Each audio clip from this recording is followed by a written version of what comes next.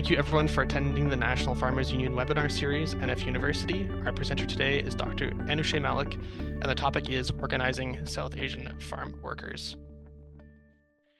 In the late 1970s, a group of young South Asian men in British Columbia recognized the need for farm workers to organize, which led to the creation of the Canadian Farmworkers Union. A documentary about the CFU celebrated images of its members and showed how women joined the struggle for better working conditions. While the CFU seemed to be a success story, when conducting rural interviews in rural Abbotsford this past year, it became clear to Dr. Anushay Malik that the conditions that the CFU fought against are still very much alive and well in rural British Columbia. In this NFUniversity session, Dr. Malik will chronicle the formation of the CFU, its successes, and why those successes were short-lived. This exploration of the history of the CFU will help answer key questions about labor organizing, including what motivates workers to come together to form a union at some points and at other times resist unionizing efforts. How did the CFU manage to involve so many migrant women in the union? And why didn't the CFU lead to lasting change? And what are the current conditions for South Asian farm worker women in BC today? And our presenter, Dr. Anushay Malik is a social historian who works on labor, migration, and global anti-colonial movements at Simon Fraser University. She explores archival sources to find out how people make meaning from stories they have access to, and that power has hit. Recently, she curated 2 exhibitions which both highlight cross-border narratives of migration and resistance that states are not invested in telling.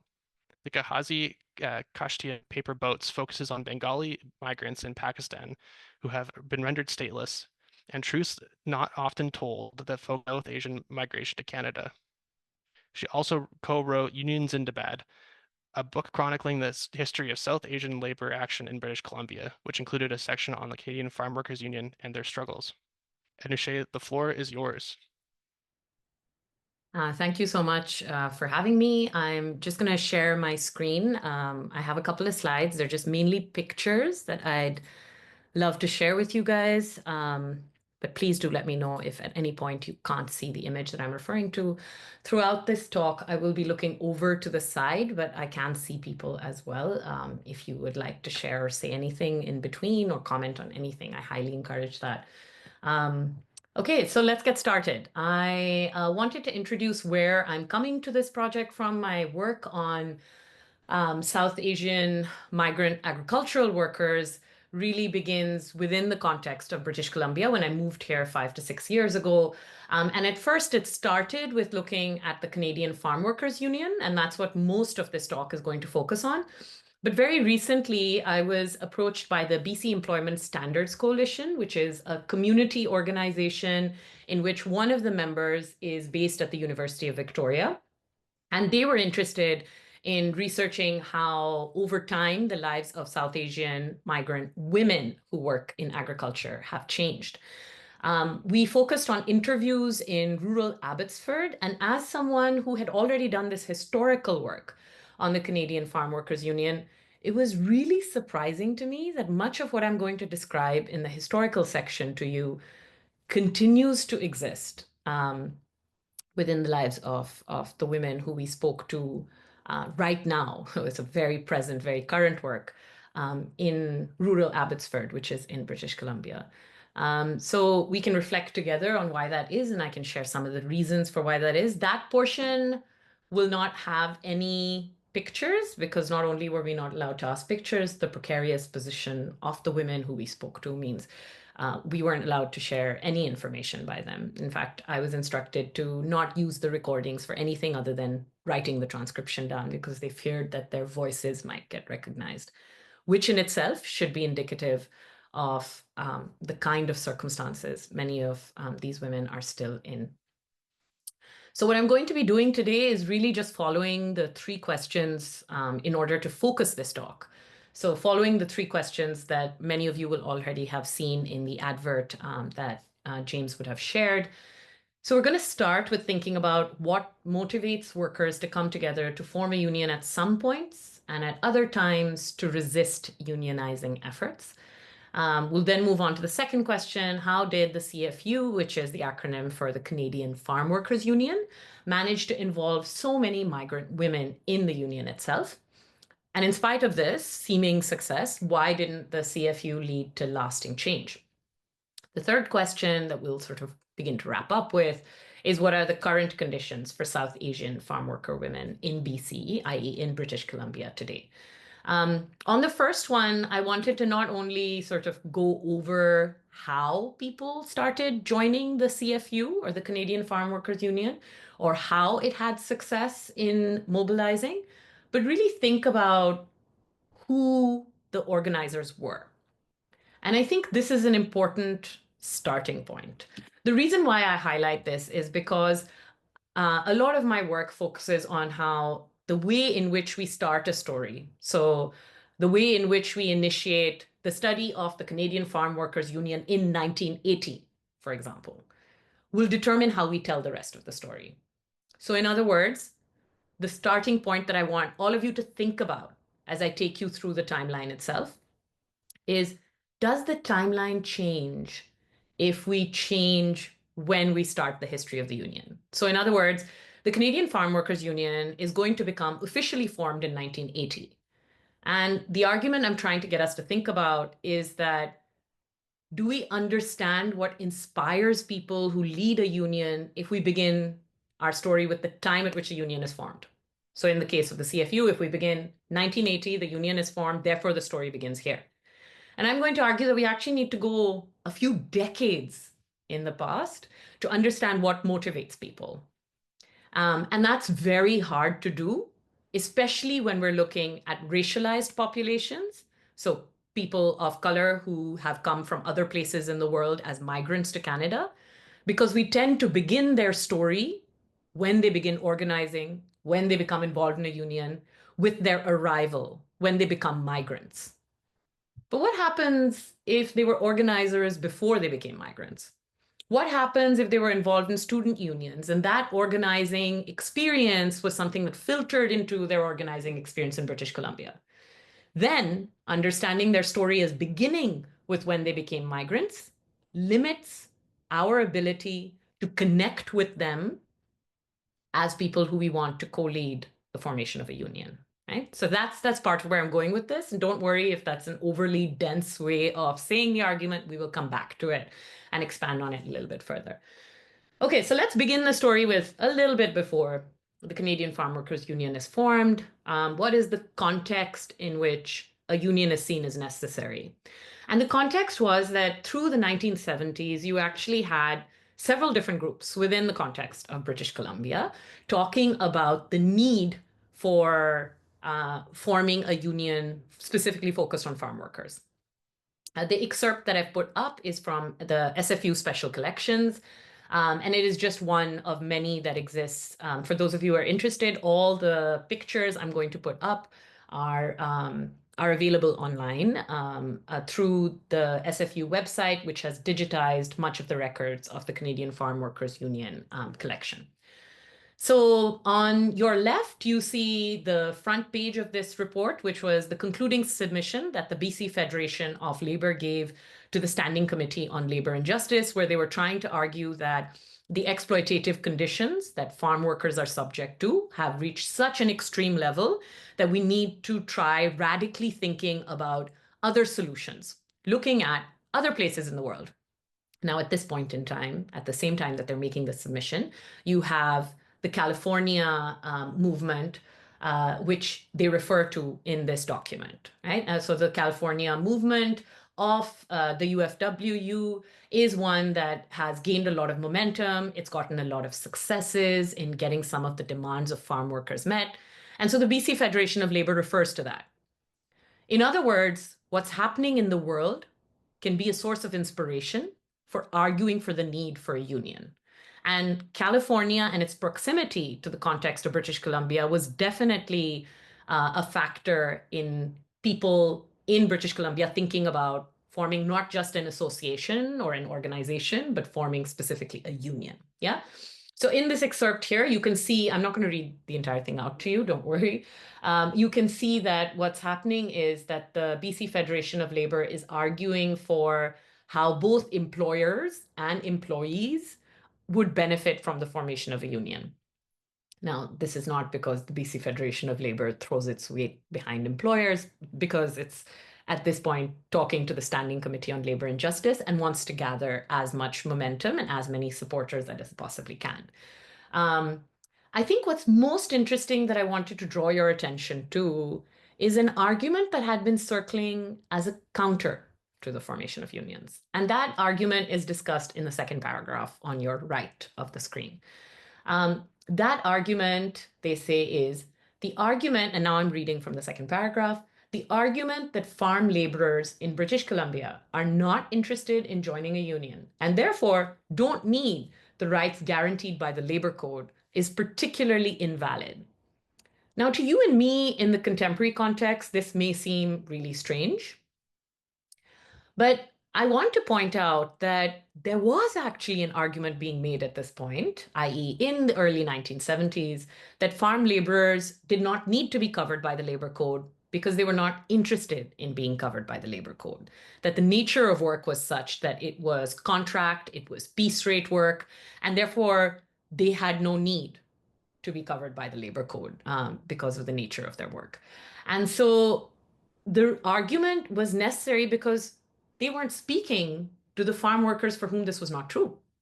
They weren't speaking to farm workers who had come from countries like within the global south, in this case from India and within the Punjab, who were not just using farm work as a piece rate way to make money, they were using it as their primary means of subsistence. They were bringing their families to work. Yeah. And so, unless you included their voices within this, the BC Federation of Labor was just saying, based on people who we've heard from, right? In the 1970s, therefore, it's also crucial to keep in mind that while there is reason for arguing that there is a need for a farm workers union, the gap right now is that the communities who formed the farm workers themselves were not advocating in the early 1970s for this. And that's really what's going to change between that document in 1974 and between 1978 to 1980, which is the formation of the Farm Workers Organizing Committee. So I've put a couple of excerpts from the chronology that is made of the Canadian Farmworkers Union up at SFU Special Collections. That chronology goes into about 30 pages. So obviously I have picked the turning points that I think are the most important. And are just meant to highlight to you that there is a clear transition between the initial organizers who set up the Farm Workers Organizing Committee in 1979, deciding that a committee is not enough. We need to have a formal union, and we need to be supported by a federation at the center. We need to be supported by other unions in the province. And so in 1979, if you were to just look at the chronology, it seems like a group of people gather together. Who are this group of people? I encourage us to pay attention to the names. I will not, of course, expect you to remember these names, but I do want us to note that these are the names that appear again and again, and they are not farm workers. Okay, so Raj Chauhan, who would then go on to become a member of the NDP and the Speaker of BC Legislative Assembly. Harinder Mahil, who would go on to become the founder of the BC Organization to Fight Racism, and is today also one of the executive members of the West Coast Coalition Against Racism. So they've been very much, they have a history of community organizing. But are they farm workers? No. Yeah. Sarwan Sidhu, Preetam Singh, Amrit Palman, Gurnam Sahota. All of these names are people who you were to individually look them up. They were all deeply involved in anti-racist organizing. They were all deeply involved in building a platform for racialized groups to talk about the problems that they're facing. But none of them are farm workers. Yeah. So the timeline itself does not highlight this. So it's easy for you and me to read this and think, so the Farm Workers Organizing Committee is being formed by people who have seen exploitation in the fields and are coming together to say that we need to form an association. So I encourage us to think that actually something else is going on that is inspiring this group of people to form the union at the time that they do. They build up a little bit of momentum. Apologies, 1978 should have come first and then 1979, but it's the same group of people who gathered together 30 farm workers to meet in a Surrey school. And then in 1980, they gathered together, they managed to mobilize more farm workers, and then they held their founding convention at Douglas College, also in British Columbia, and elected President Raj Chauhan as the president of the CFU. So how do we understand what inspires them is one of the questions we want to think about, right? So how do we understand why they come together at this exact point in time if the issues have been talked about as early as 1974? Again, I've highlighted this picture, and this is again from the SFU Special Collections. I've highlighted this picture because I want you to note that you'll see this face at least. This is Raj Chauhan again and again in the rest of the images. This picture itself is from Mission in BC, where they were doing organizing drives to build up more mobilization to support the Farm Workers Organizing Committee. So immediately before, they had formed the Canadian Farmworkers Union. Again, if we pay attention to the environs in which they are doing the mobilizing, it is not within where the agricultural work is taking place right now in this early time period, nor are they themselves agricultural workers. Okay. The reason why I draw attention to this is that the argument that I'm trying to make is that the answer to this question, we'll go back and put the question up again, what motivates workers to come together to form a union at some points and at other times to resist unionizing efforts, sometimes involves looking outside of the space of the workplace and look at what is happening around the workplace that makes workers believe that a union can bring about change, that makes people who may not be familiar even with what a union is before they are approached by organizers. What makes them believe that it's okay to risk, in this case, their lives? For those of you who are familiar with the CFU organizing, you'll know that several of the rallies were fired upon, people were beaten up, and yet they continued mobilizing in this time period. What motivates them to put this much on the line? And my argument is here, and it's of course not only my argument, it's something I'm building on. Other people who have worked on labor across the world, is that there are broader movements that people have been part of that convince them that the union form is something that can get our rights met. That it's not just asking for our rights, it's not just legislative changes. Actually, it is organizing as workers together and putting pressure on employers through means like the strike, collective action, and contract negotiations. That is the method that we have to use to move forward. And I want to argue, so as my work went on, I ended up interviewing and I'm now friends with both Raj Chauhan and Harinder Mahil, but also ended up interviewing other groups of people at this point in time. And I found them all to be extremely inspirational people, mainly because they had been involved in so much organizing for decades before they became involved with the Canadian Farmworkers Union. And so what I'm encouraging us to sort of think about is the connections that exist and continue to exist between people who are specifically migrant workers and the context in which they may already have been organizing. Sitting here in British Columbia, making that argument to see connections, and I'll talk about the specifics of the connection in just a minute, but I really wanted to highlight this example. This connection is much easier for me to talk about in British Columbia to people who are local here, because we all saw that when the Indian farmers movement happened within India, you saw its corollary here in BC with large scale organizing happening amongst BC's Punjabi communities in empathy with the striking workers there. I wanted to show you particularly these images because, similar to the second question we're going to move toward in just a few minutes, there were large numbers of women within the Punjab who were really leading parts of that farmers' movement. In other words, while we may think it is difficult to access women, we may think it is difficult to get women to join unions, we also have to think, and particularly migrant women, right? We also have to think about what are the barriers that are preventing us as organizers from reaching out to migrant women instead of the much more problematic assumption that this document did, which is that no, actually, the farm workers don't want to organize, or the assumption that I have heard in my own organizing work here, which is that, well, actually, Punjabi women and migrant women are much more based around the home. They're actually much more conservative. They're much more traditional. It's very hard to get them to be involved with unions. But, believing that connections matter in mobilization, believing, in other words, that us as organizers being able to see the connections that a human being carries with them may help in reaching out to them and getting them to get on board. That, I think, is a fascinating starting point, perhaps a much more efficacious or useful starting point.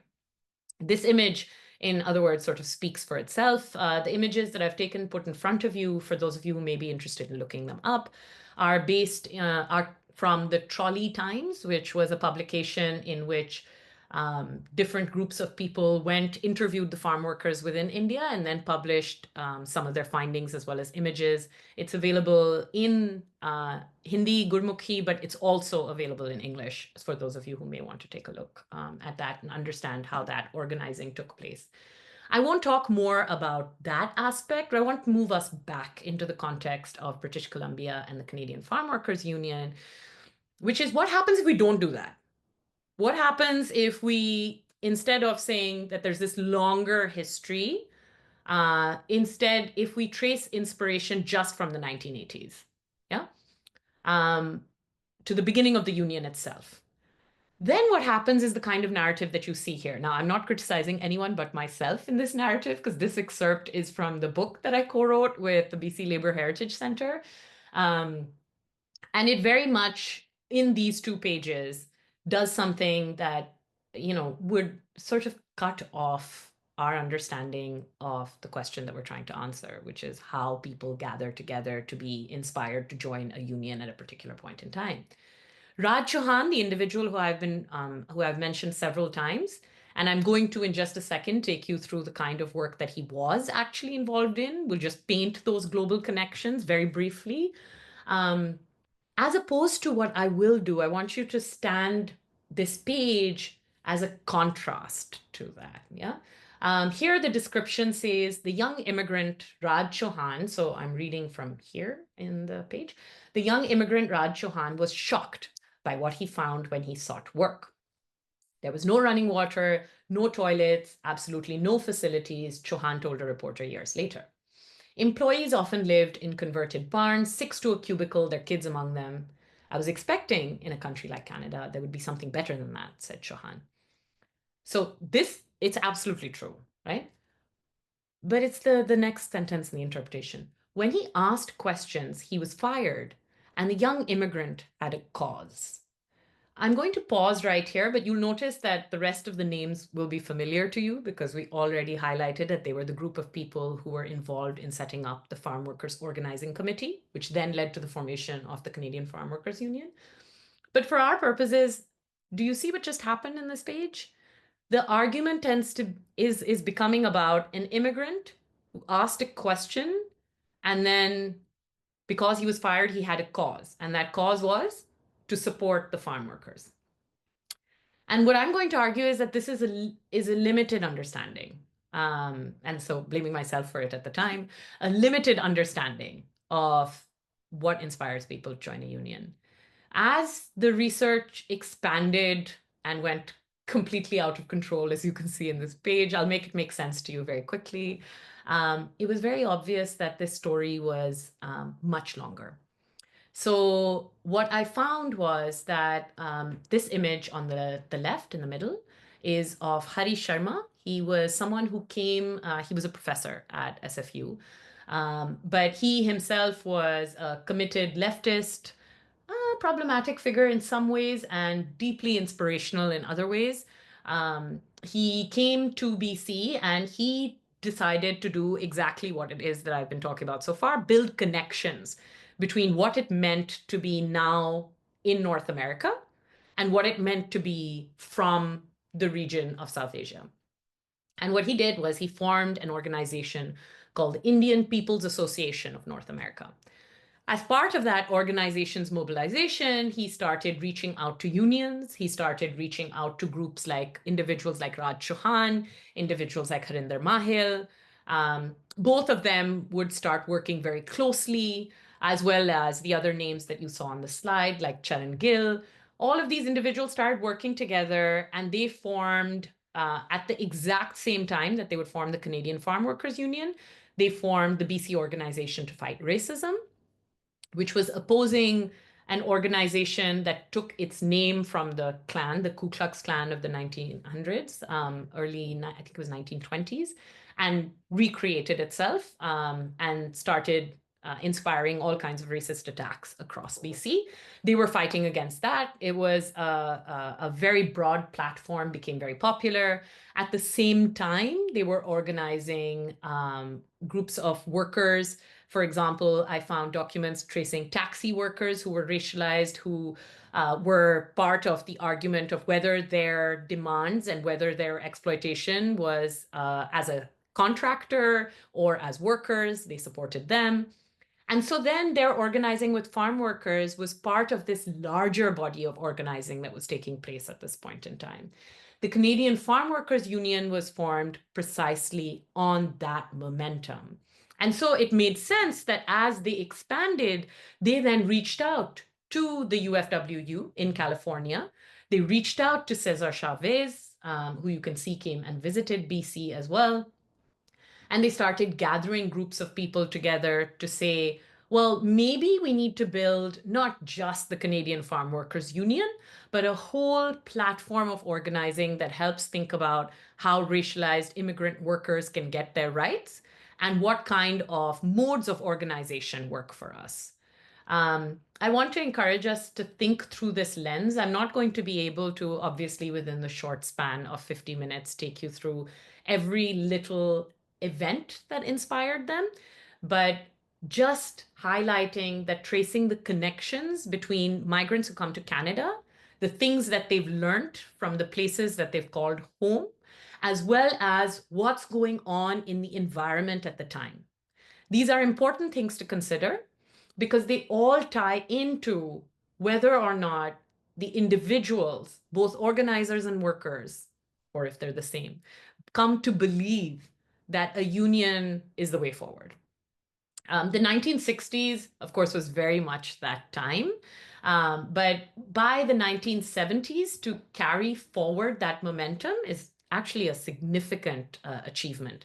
And so at this point, I want to sort of highlight what are the main issues that they were raising, and then we'll segue into the second question.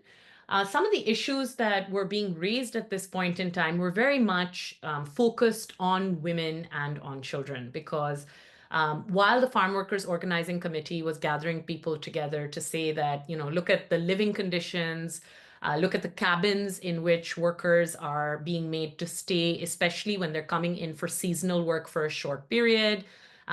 The cabins there's so many stories told about them. I don't know if I have a picture going forward, but I'll see if I can show you one. The cabins were very much like, these kind of windowless shelters. Sometimes they had absolutely nothing and so no running water. So the farmers would bring buckets of water to keep a source of water in the near where they were sleeping. And because the farmers would come with their entire families, there was a case of a young girl who was an infant, actually. She rolled over, fell into the water and died. And so that was one of the many circumstances under which the Canadian Farm Workers Union started arguing for the fact that the exploitative conditions are not just exploitative, they're downright dangerous to the health and safety of the workers and their families, and that unless it's acknowledged that the entire family is being encouraged to come and work in the fields, you can't have the demand, which is so necessary at this point for daycare, right? Or some kind of childcare arrangements to exist alongside the farm work. Simultaneously, you had cases of pesticide poisoning where sufficient safety measures were not put in place. So as the incident sort of accumulated, there was a farm worker who died of pesticide poisoning. As incidents like these accumulated, the Canadian Farmworkers Union started gathering them together and going to the government, going to organizers, saying that these are the things that we want at a very bare minimum, that within the labor standards that apply to the province, there should be the inclusion of farm workers, which up until this point in time was not the case. And so within that context, how do we understand how they managed to mobilize so many people, and particularly how they managed to involve so many migrant women in the union? Well, first off, many of the workers who became part of the CFU were very visibly able, very viscerally almost able to see that the organizers were speaking about conditions that they were familiar with. It was also one of the first times that you had organizers like Raj Chauhan, like Harinder Mahil, who spoke the same language as the workers who were on the fields, in the fields. And so what you had was they were able to understand what the demands were and what the conditions of work were a lot better than the BC Federation of Labor would have been able to in the early 1970s when you had much fewer racialized workers who were part of the union. Crucially, you also had this kind of momentum built up from other organizers in other unions. So one example of that is Harinder Mahil, who I mentioned before to you, who was also one of the key organizers of the Farm Workers Organizing Committee and then of the CFU. He had been an old-time worker in the IWA, so the International Woodworkers of America, which, as many of you would know, was a very big union in the lumber industry in British Columbia. And so IWA organizing, we found when we were writing the book, in the documents, IWA organizing seemed to have been one of the reasons that led to people believing that a union was the way forward, because they had experience of the demands and concessions that they'd managed to get as part of the IWA. And then they spoke to families about that. They spoke to the farm workers about that. And it just so happened that many of the farm workers who initially signed on to the Canadian Farmworkers Union were people who had family members or brothers or sons who had experience of organizing with the IWA. I want to point out that this continues to be the case in the contemporary context. I think this is an important link to highlight. So beyond that, then, what that still doesn't explain, though, is the presence of women. So how did the CFU manage to involve so many migrant women in the union? And secondly, the question of why didn't the CFU lead to lasting change if it built up so much momentum in so short a time between 1979 and the middle of the 1980s, which is really when the CFU's sort of organizing had already begun to fizzle out. So it's a very short time period in which this is a very active, engaged sort of movement, if you will. The reason why I put this picture up is part of the answer to the question that you see on the slide on your right is that the CFU would reach out to not just individual workers, but to families, right? And to homes. I know that this is a strategy that some unions who I have spoken to and engaged with do actually talk about and already do. And it really changes the gendered dynamics of mobilization. So the strategies that they use are one of the reasons why they were able to get the kind of mobilization that they were able to get. And that strategy is that teams would visit one family. So I'm describing from a historical document. So this is, if you look at on the SFU Special Collections website, there's a chronology in which one of the documents that's cited says exactly this. So this is a document produced in 1980 by the organizers themselves. Teams would visit one family and get contact, so ask about who else would be interested in joining the union, who else they should approach, suggestions like that. And then without making prior arrangements. So you wouldn't do any legwork beforehand, partially because they explained to us that if you tried to do legwork beforehand, that would alert the employer that you were going to be in the area. So the organizers are very much taking a risk by going in unannounced. I don't even know if groups would be able to do that in the contemporary context to that extent, but nonetheless, this is what they did. They would get contacts and without making prior arrangements would go door to door to sign up new members. The response was enthusiastic.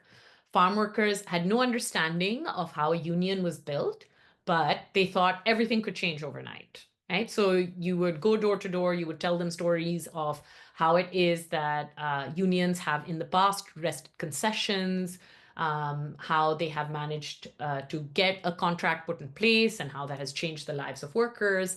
And so over time, these would spread into house meetings. Yeah. The house meetings, these were very effective, as now the whole family would become involved. And at public meetings, then when you didn't have individual, when you called the larger group, those meetings would look like this because you would have the entire family being brought along. Um, I think there is a lot to be said for the fact that if you open up meetings to entire families without making them too serious in terms of having an idea of decorum, can actually be extremely exclusionary, especially for women with young children. And that was not the case in these meetings. Yeah. They were very much told to bring their children along.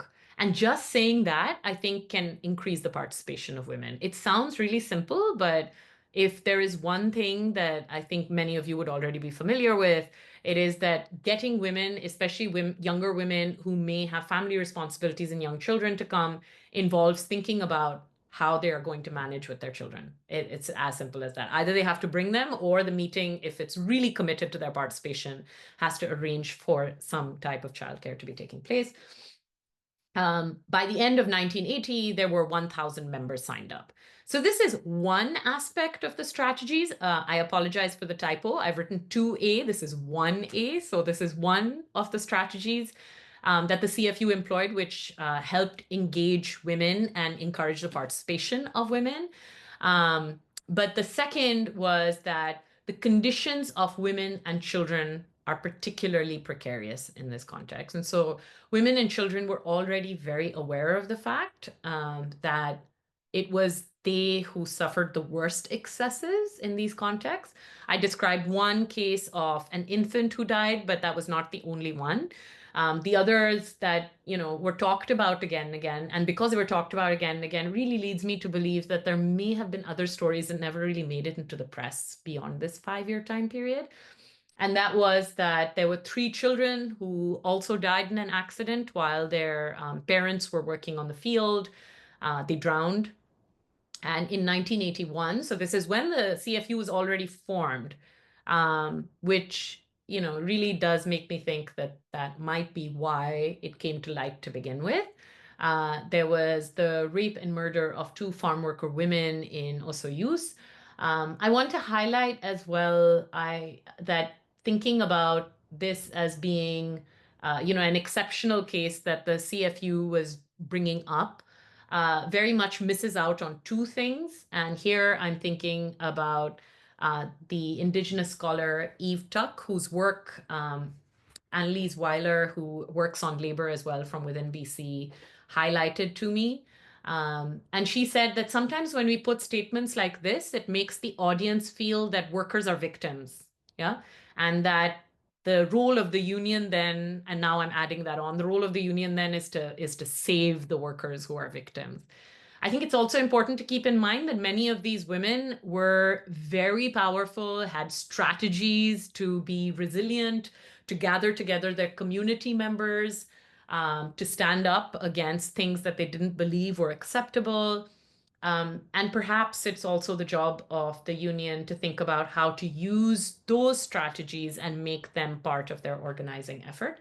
So just wanted to highlight that this we shouldn't use this to say that all of the South Asian women who are working in the fields are victims who need rescuing. They're very much groups of people with agency, but we have to be able to hear them and see them as whole people in order to understand their experience as workers. So part of why they would be drawn to the union is what we just discussed, which is that they're aware of the fact that they themselves and children are some of the most precariously placed groups if farm workers are not included within labor standards legislation. And this is then brings us to the second strategy, if you will, that the CFU used. And I think this one was very important in gathering groups of women, was English language training courses. So they had an individual called Judy Kavanaugh who was on their staff, on the CFU staff. And Judy Kavanaugh started up the English language training as part of the CFU's mission.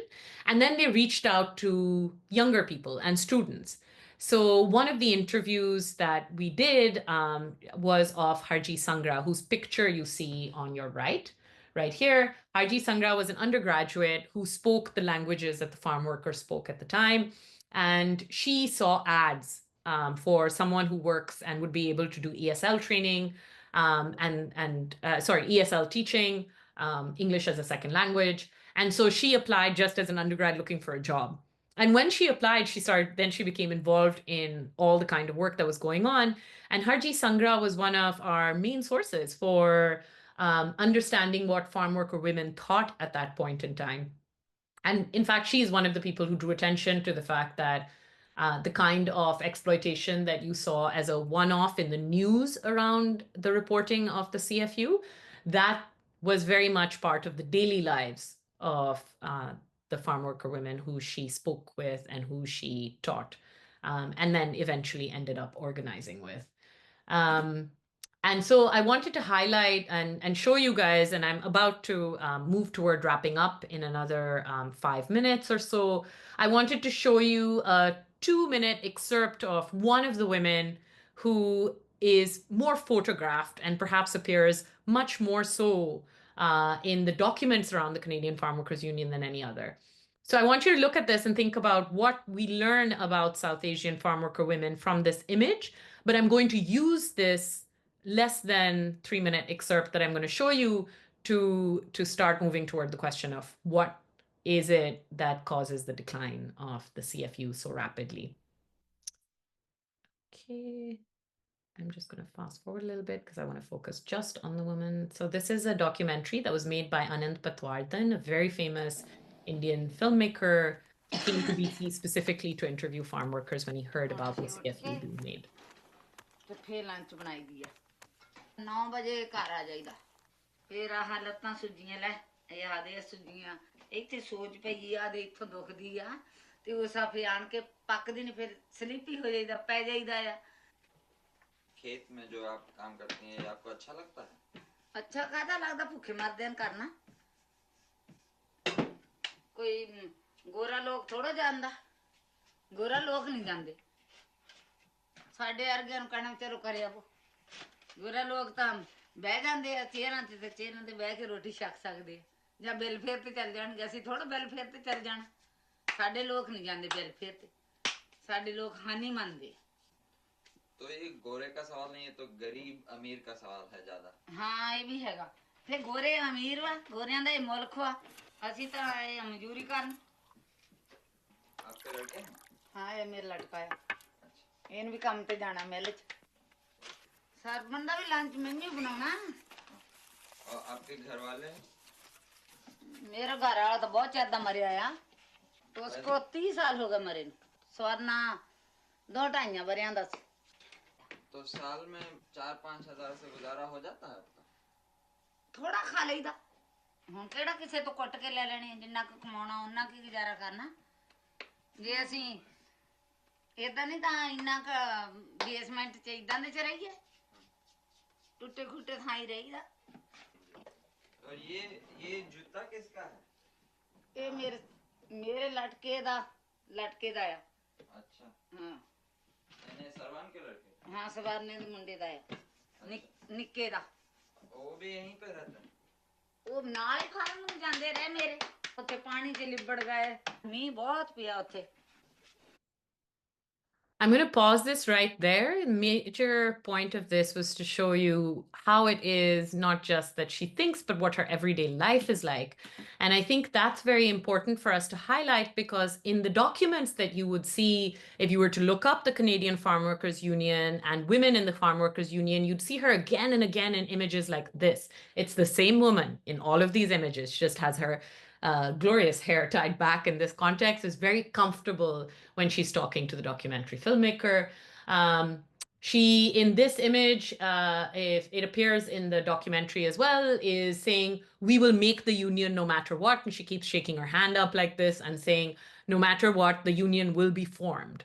Now, this is crucially important because part of what that shows is that she also believed that it was possible that the union would solve all the problems that she was listing that she had. Yeah. But I think one of the things that is not highlighted in this text is that she's also waking up early in the morning and cooking for the entire family. She also has extra childcare duties. She's taking care of her grandchild. And so there's a lot more that farm worker women are doing, as we all know, for those of us specifically who work with women and have studied scholarship that focuses specifically on women workers. It's very hard, and it was very hard for the Canadian Farmworkers Union organizers, who you will notice in the list that I showed you guys were mainly men, to maintain and sustain their mobilization. In other words, to maintain relationships with these women. Preetam Kaur passed away fairly recently, but this is a picture that I took when Raj Chauhan on your right and Harinder Mahil on your left took me to meet her shortly before she passed away. It was at a wedding. And at this point, one of the things to highlight is the both of them did maintain very close relations with Preetam Kaur and her entire family. But one of the things they have spoken about in public talks that they've given in the past as well is that maintaining relationships with the other women was virtually impossible. They don't know where the rest of those women have gone. So we do know where Harji Sangra, who was an undergraduate student, is. But the lives of precarious workers involve organizing with groups of people in a way that is sustainable. Now, as an outsider, as an academic, I can only give a suggestion for what that is. And the suggestion is there needs to be bonds of friendship, and there needs to be reciprocity in a way that is sustainable in an organization. The Canadian Farmworkers Union did not really last beyond the first couple of years of its formation. That had a lot to do with the fact that it was not able to maintain many of its contracts. It was not able to maintain its funding or dues collection. Mechanization within the farms was successively increasing. And so the numbers of people who they could get out to support them were decreasing. There was also an increasing trend by the 1980s to be hiring on part-time contracts, much more precariously placed workers who were not citizens or did not have their documents in order. So all of this kind of added into the fact that the organizing of workers under the Canadian Farmworkers Union became increasingly difficult. I do have my eye on the time, and so in that interest, I'm going to move forward a little bit. Were there any successes for the Farm CFU? There were actually. In 1993, it was very celebrated. Health and safety regulations were extended to farm workers, and it involved the coordination of some of the groups of people whose names have come up again and again to pressure the government into making this possible. In 1994, they also managed to get a report which investigated the exploitative mechanisms in farm work, including labor contractors who were being used to transport workers to the field, especially because those workers did not have driving licenses. And Canadian regulations require that people who come in from South Asia take a driving test again. And so that delay meant that they were dependent often on labor contractors. And those labor contractors would use unsafe vehicles. There would be uncalibrated scales being used to weigh the number of berries that they'd picked. All of that were things that were discovered with the organizing. And over time, there was legislation and reporting put in place, which officially in the documents, it looked like this would have substantially changed. However, and this is where I will now wrap up. In the present, the pictures that I've put up for you are not of the present. The one on the left is of one of the vans that used to transport workers in the 1970s, and the right is one of the cabins that they used to live in. what we found was conditions were shockingly similar. They were shockingly similar because many of the women are still being transported in vans. Many of you will know that in the 2000s, there was a very well publicized case in BC of a van that overturned, and 2 or 3 of the workers within it, we've interviewed one of their families as well since then, um, was killed. And yet, there are still people who are traveling on labor contractor vans because they do not have a driver's license. We also found that there were very few women who knew that a union was an option for them. In fact, of the people we interviewed, there was one who did form a union, and she also shared that there was someone in her family who was part of a union who gave her the idea of forming one. Did the union make a substantial difference for the time that it existed? Yes. But many of the workers were laid off and not rehired. And the employer at that point in time said that the reason for that was that um, there was just not any need for as many workers. So things like this do continue to be reproduced, even though technically legislative change has taken place. And so one of the things that we have to think about then, I suppose, is the efficacy of legislative change, but also how we implement these things and how we understand what the best course forward is. I'm going to pause right there on that highly uncertain note because I know I am past the 50-minute mark. But thank you very much for this. Thank you, Anushay. That was really great, and I think a critical examination of history is always important. Where we start writing or recording our history is deeply important. So thank you very much for that and for everything else.